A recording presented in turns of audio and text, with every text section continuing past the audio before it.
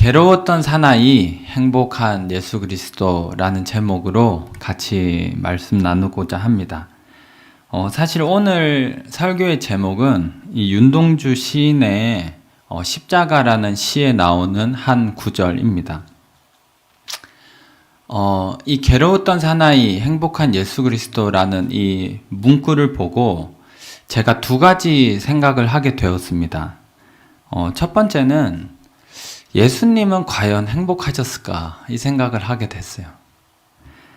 피곤하고 외롭고 바쁘고 뭔가 사명을 감당하는 예수님의 모습은 떠올리기가 쉽고 저도 많이 묵상을 하죠. 예수님 얼마나 힘드셨을까? 예수님 얼마나 외로우셨을까? 그 십자가의 길을 걸어가시는 것이 얼마나 고되셨을까? 하는 것들은 생각하기가 쉬운데 예수님이 행복하셨을까? 이런 질문을 떠올려 보니까 약간 멈칫하게 되더라고요. 많이 생각해 본 적도 없고 정말 행복했을까? 이런 생각이 드는 것이죠.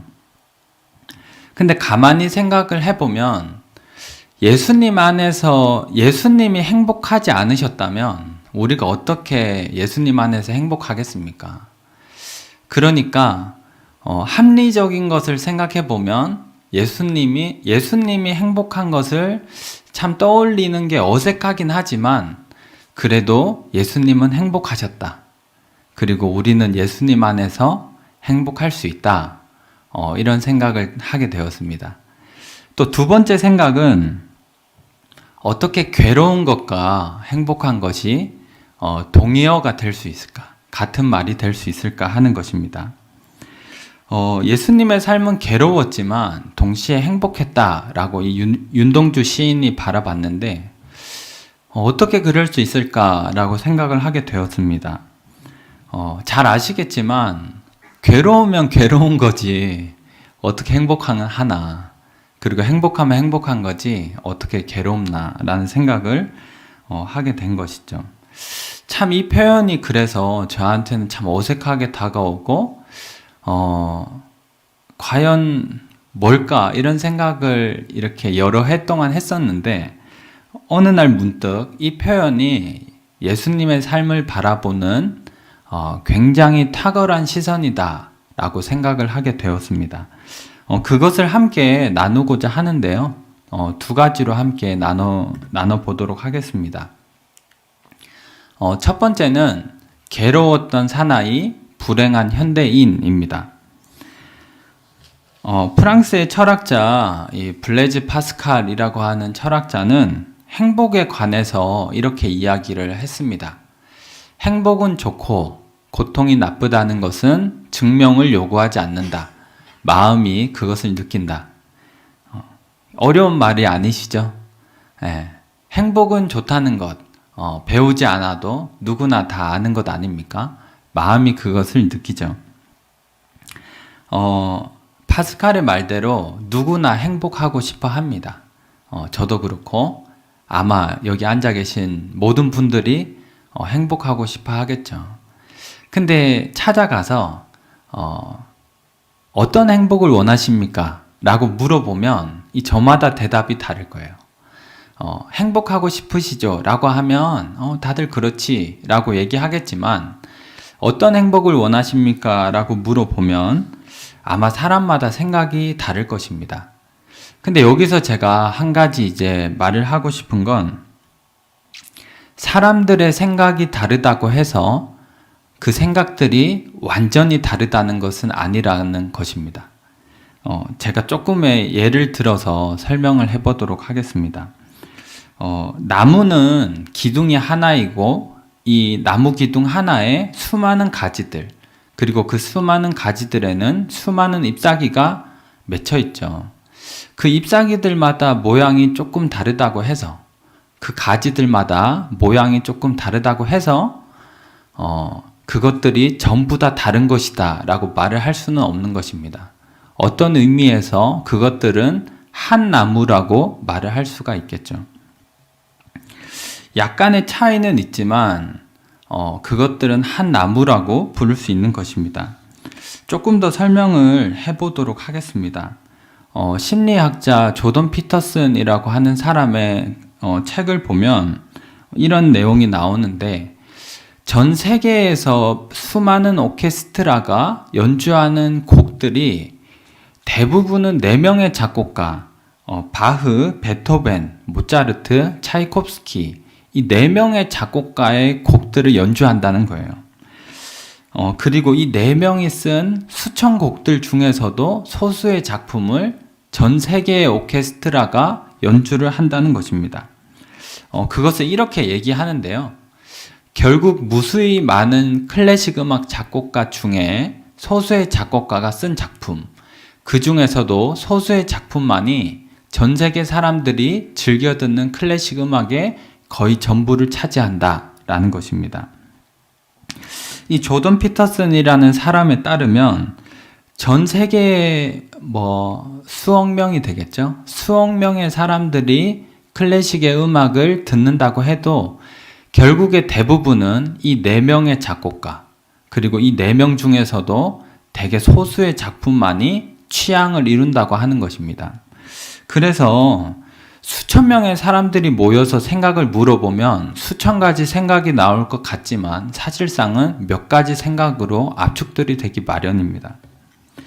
그래서 제가 이 얘기를 하는 이유는 저마다의 행복이 서로 다르겠지만 막상 수천 명의 사람들한테 물어봤을 때 그 행복은 대부분은 몇 가지로 요약할 수가 있다라는 것입니다. 1000명의 사람이 있다고 해서 1000가지의 다양한 행복의 종류가 나오지 않는다라고 하는 것이죠. 저는 현대인에게 행복은 큰 범주에서 3가지 갈래로 나눠진다고 생각을 합니다. 첫 번째는 소유죠. 우리가 잘 아는 것 아닙니까? 대표적인 게 돈이겠죠. 그리고 커리어가 될 수도 있고, 아니면 사람들의 인정, 이런 것들이 될 수도 있을 것입니다. 어찌됐건 간에 우리가 잘 아는 소유, 행복이 무엇입니까? 라고 묻는다면, 돈을 많이 가지는 것입니다. 이런 것들, 박사학위를 많이 가지는 것입니다. 많은 지식을 가지는 것입니다. 이런 소유가 우리가 아는 대표적인 것이죠. 두 번째는 삶의 안정성입니다. 삶의 안정성. 오늘날에는 워라밸이라고 부르지 않습니까? 일과 삶의 균형, 이 워라밸이라고 하는데 무슨 얘기냐면 돈을 아무리 많이 줘도 일만 하다가 죽고 싶진 않다라고 하는 게 요즘의 생각이라고 하는 것이죠. 제가 보는 책 중에 이 트렌드 코리아, 우리 한국의 트렌드가 무엇인가 적혀 있는 책이 있는데 거기에 이런 내용이 있습니다. 과거에는 브랜드가 중요했다. 소비자들은 비싼 돈을 내고서라도 기업의 브랜드를 소비했기 때문이다. 그러나 오늘날의 소비자들은 자신의 시간과 노력을 아낄 수 있는 제품 혹은 서비스의 지갑을 열고 있다. 돈이 더 들더라도 자신의 삶을 더욱 편하게 해준다면 렌탈 서비스든 럭셔리 브랜드든 구독 서비스든 소비자들은 그것을 선택하게 된다. 그러니까 바쁜 현대인들은 내가 얼마나 좋은 것을 가졌느냐 하는 것이 중요하지 않고 내 삶이 얼마나 윤택하게 흘러가는가, 그것을 중요하게 생각한다는 것입니다. 돈 벌다가 죽는 인생보다는 적당히 벌어 적당히 쓰는 인생이 낫다. 다시 말해서 사회적으로 성공하면서 주말이 없는 인생보다는 적당히 벌더라도 친구들과 놀고 그리고 주말이 있는 인생이 낫다라고 생각하는 것이죠. 아마도 우리가 느끼다시피 갈수록 교회 공동체에 대한 섬김이나 헌신이 줄어드는데 어쩌면 거기에는 대단한 이유가 있는 게 아니라 내 시간을 교회에 많이 할애하는 것에 대한 부담이 아마도 현대인들이 있기 때문이 아닐까라고도 생각해 볼 수 있습니다. 어찌됐든 정리를 하자면 오늘날 사람들에게 어떤 행복을 원하십니까? 라고 묻는다면 삶의 안정성입니다. 일에 너무 치이지도 않고 돈이 없어서 너무 치이지도 않고 적당히 가는 삶의 안정성입니다. 라고 얘기할 것입니다. 마지막 세 번째는 좋은 인간관계입니다. 좋은 사람들과 좋은 시간을 보내는 것이 굉장히 기쁜 일이라고 하는 것을 한 번쯤 경험해 보셨을 거라 생각합니다. 관계가 깨어지고 갈수록 약해지는 이 시대 가운데 내 주변에 좋은 사람들이 있다는 것, 믿을 만한 사람이 있고 힘들 때 의지할 수 있는 사람이 있다는 것은 관계가 약한 시대에 또 다른 행복이다 라고 얘기할 수가 있겠습니다. 정리를 하자면 현대인들에게 큰 행복의 세 갈래는 소유와 삶의 안정성, 그리고 좋은 인간관계가 아닐까라고 생각을 해봅니다. 근데 가만히 생각을 해보면 여기에는 고난이나 고통이 낄 자리가 없다라고 하는 거예요. 그죠? 현대인들이 추구하는 행복에 큰 갈래가 있지만 거기에는 고난과 고통이 끼어들 자리는 없는 것입니다. 그래서 팀 켈러 목사님은 고통을 다룬 책에서 이렇게 설명을 했습니다. 세속적인 시각, 그러니까 하나님을 믿지 않는 시각에서 보면 고난은 절대로 삶의 의미 있는 대목이 될 수 없고 그저 걸림돌에 지나지 않는다. 이제 저의 설교의 그 관점에서 표현을 하면 현대인들이 행복을 추구하는 데 있어서 고난은 걸림돌이다 라고 말을 할 수가 있겠습니다. 그래서 괴로운 사나이, 행복한 현대인이라고 표현할 수가 없는 것입니다. 기껏 우리가 표현할 수 있는 정직한 범위는 괴로운 사나이, 불행한 현대인이 정직하게 표현하는 것이죠. 그렇지만 오늘 설교의 제목은 그게 아니지 않습니까? 괴로운 사나이, 행복한 예수 그리스도. 괴로운데 예수님은 행복하셨다면 그것은 분명 이 세상과는 다른 행복을 예수님이 가지고 계셨을 거다라고 하는 생각이 점점 들기 시작했습니다. 예수님의 행복이 무엇이었을까? 그것이 이제 두 번째 제가 나누고자 하는 것입니다. 러시아의 소설가 중에 알렉산드로 솔제니친이라는 사람이 있습니다. 이름은 중요하지 않으니까요. 그냥 그렇구나, 러시아 사람이구나 하시면 되겠습니다. 27살에 이 친구한테 편지를 썼는데 그 당시에 러시아의 독재자 이 스탈린을 비판하는 내용을 편지에다가 썼는데 그만 걸려버린 거예요. 그래서 8년 동안이나 강제 수용소에 가게 됩니다. 그래서 나와가지고 나중에 이제 책을 쓰는데 행복에 대해서 이렇게 얘기를 하죠. 인간이 행복을 위해서 창조되었다고 주장하는 이데올로기는 작업 반장이 휘두르는 몽둥이로 한 대만 맞아도 사라질 한심한 이데올로기다 라고 했습니다. 여기에서 행복이라고 하는 것은 소유, 삶의 안정성, 인간관계, 같은 내 삶을 윤택하게 해줄 이 세상의 그 무엇이라고 표현할 수가 있겠죠. 조금 어려울 수는 있는데요. 제가 예수님의 행복과 구분을 하기 위해서 이 행복을 소유의 행복이라고 표현을 하겠습니다. 이 솔제니친이 강제 수용소에서 많이 두들겨 맞았을 거 아닙니까? 많이 두들겨 맞으면서 배운 것 중에 하나는 이 소유의 행복이 삶의 핵심이 아니더라는 걸 배우게 된 거예요. 왜냐하면 이 수용소에 있던 사람들이 소유의 행복이 없다고 죽어버리지도 않고, 그리고 내가 먼 미래에 소유의 행복을 가지겠지라고 그 수용소의 삶을 버티는 것도 아니더라는 것입니다. 근데 이러한 소유의 행복과는 반대로 이 삶의 의미라고 하는 것은 핵심이라고 표현을 하죠. 왜냐하면 이 수용소의 사람들이 삶의 의미를 잊어버리게 되는 순간 죽어버리고, 삶의 의미를 발견하게 되는 순간 그 수용소의 삶을 버티더라는 것입니다.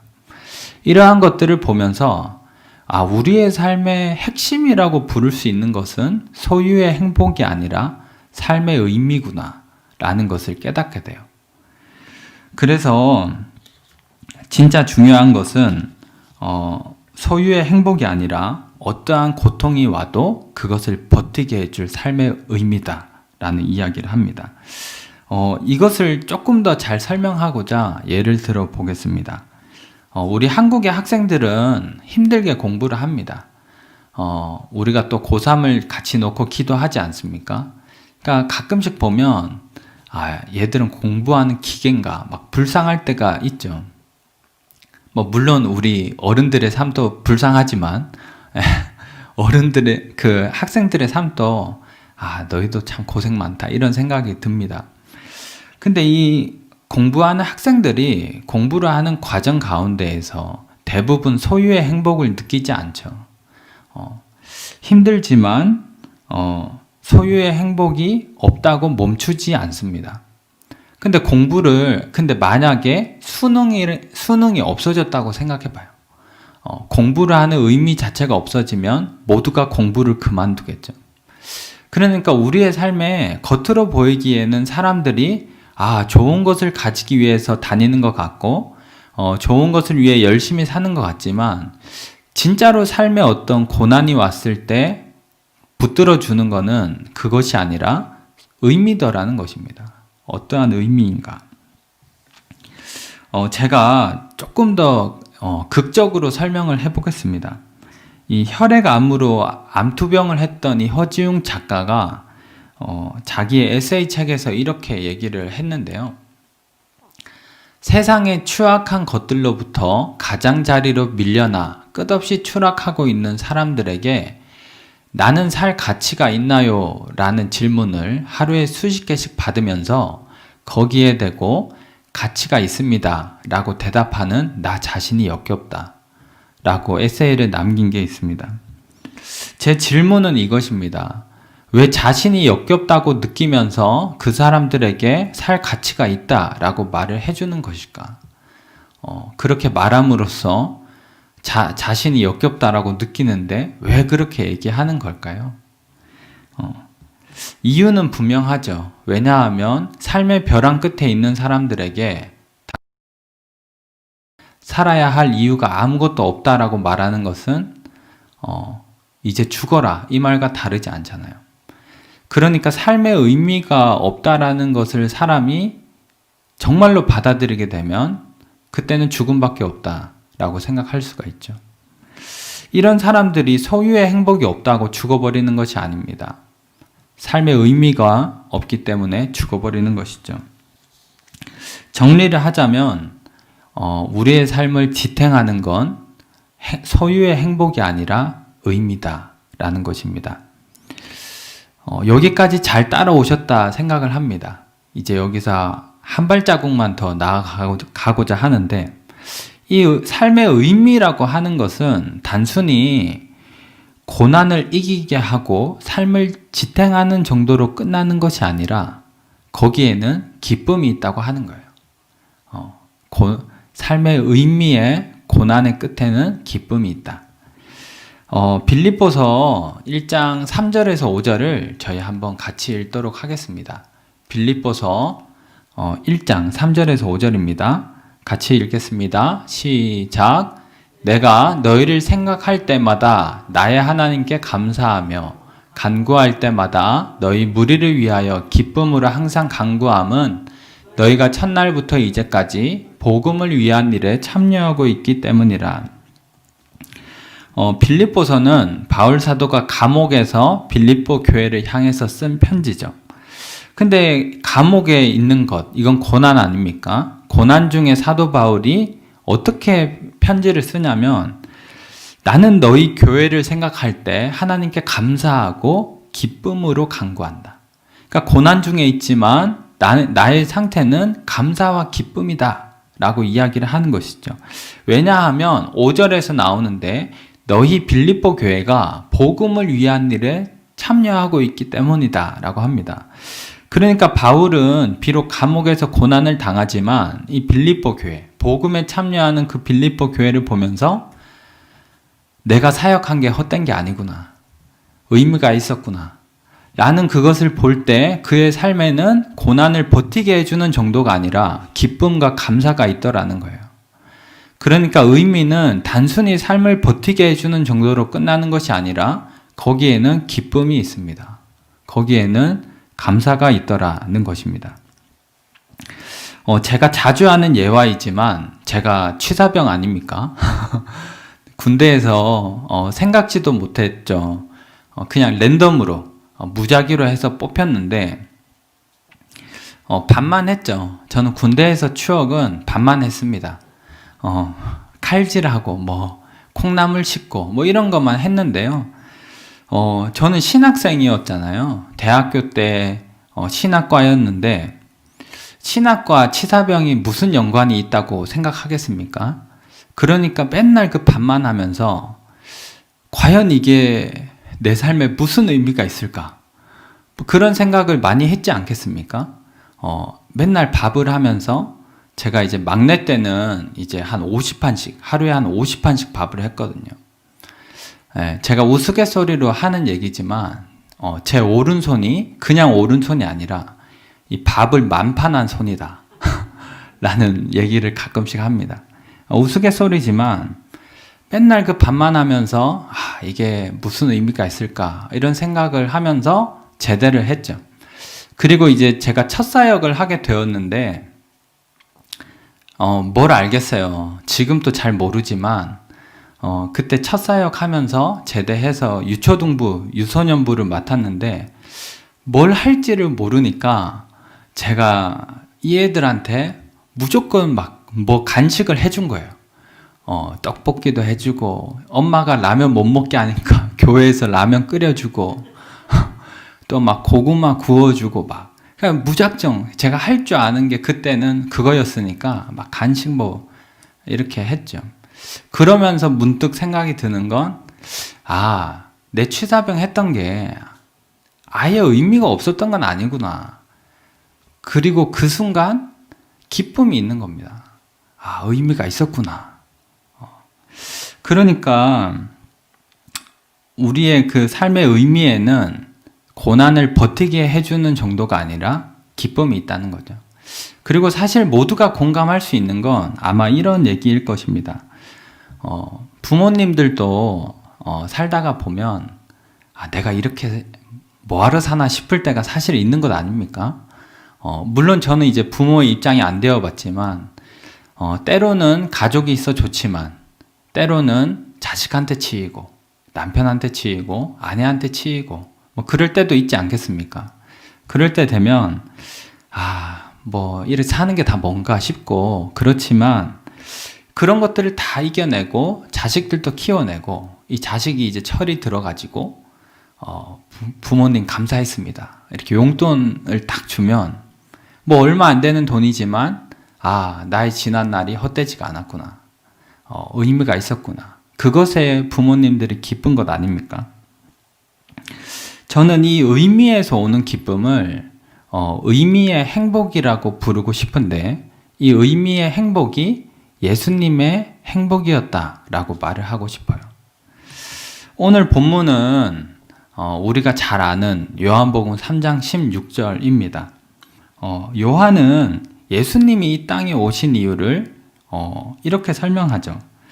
예수님을 믿는 자마다 멸망하지 않고 영생을 얻게 하려 하셨다. 그리고 17절에 보면 하나님이 그 아들을 세상에 보내신 것은 세상을 심판하려 하심이 아니요 그로 말미암아 세상이 구원을 받게 하려 하심이다 라고 합니다. 그러니까 한마디로 예수님이 이 땅을 사셨던 예수님의 삶의 의미는 이 세상의 구원이죠. 예수님에게 찾아가서 예수님이 이 땅을 사셔야 했었던 삶의 의미가 무엇입니까? 라고 묻는다면 이 세상의 구원이지 라고 얘기했을 것입니다. 그리고 이 구원이 우리가 잘 아는 것처럼 이루어지는 곳이 바로 십자가이죠. 그래서 요한복음은 복음서마다 예수님의 십자가를 독특하게 기록을 해놓는데 이 요한은 예수님이 마지막에 이렇게 말씀하셨다라고 하는데요. 그것이 무엇이냐면 다 이루었다라는 말씀입니다. 예수님이 무엇을 다 이루셨을까? 우리 이 세상에 대한 구원이지 않습니까? 하나님이 자신을 이 세상에 보낸 그 삶의 의미, 그것을 다 이루었다라고 하는 것입니다. 십자가는 굉장히 고통스러운 것이죠. 고난이지만 자신의 죽음으로 세상에 대한 구원이 이루어지고 하나님이 자신을 이 땅에 보내었던 삶의 의미가 온전히 이루어지는 그 순간에 거기에는 기쁨이 있는 것입니다. 삶의 의미가 온전히 이루어지는 곳에는 기쁨이 있는 것이죠.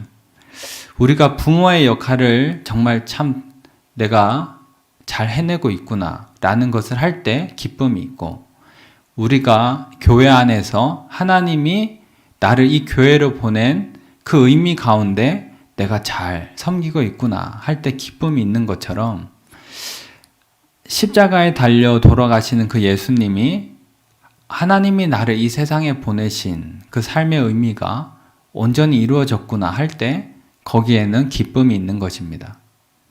소유의 행복과는 다른 의미의 행복이 있는 것이죠. 그래서 괴로웠던 사나이, 행복한 예수 그리스도라고 얘기를 할 수가 있는 것입니다. 결론입니다. 제 이야기를 하면서 마치고자 합니다. 몇 달 전에 사무실에서 쓰던 의자가 고장났습니다. 그래서 새로운 의자를 샀거든요. 근데 이 새로운 의자를 이 PC방의 게이밍 의자로 제가 사버린 거예요.